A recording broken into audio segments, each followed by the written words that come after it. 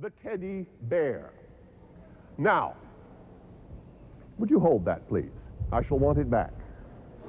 In the year 1902, I was on a bear hunt. I wanted to shoot a bear.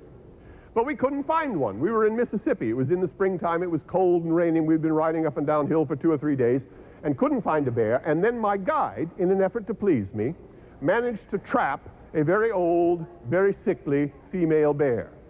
He chained this poor creature to a tree so that I could have a shot at a bear.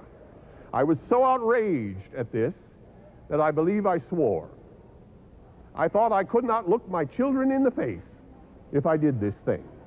And I said so in rather vulgar terms, I'm afraid. We happen to have with us a cartoonist, a man by the name of Cliff Barrabin, who, to immortalize this event, drew this cartoon.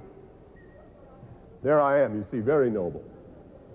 Now, he has cleverly made the bear in question. Now, this cartoon appeared in all the newspapers. I got back to here in Washington, and there was a letter from a man in New York City who made toys for children. He wanted to know, could he make a bear and name it after me? Well, I didn't understand. I thought he wanted to call the thing Roosevelt, you see. But I wrote him back, and I said, well, go ahead. I didn't think that my name would do him much good in the bear business, but go ahead, by all means.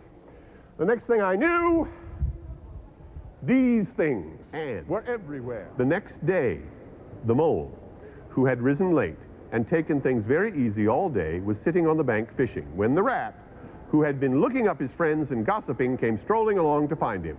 Have you heard the news, he said. There's nothing else being talked about all along the riverbank. Toad went up to town today by an early train, and he has ordered a large and very expensive motor car. There's the Toad and his new motor car.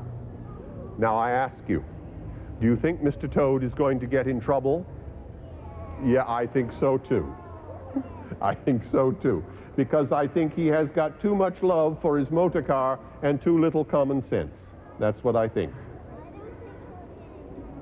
You don't think he'll get in trouble? Well, I'll tell you what you must do then. You must go to the library, get a copy of this book, and read on. Because that's the end of the chapter. And you have to read the next chapters to find out what happened. I think he is going to get it. I think he is too. But you ought to read too.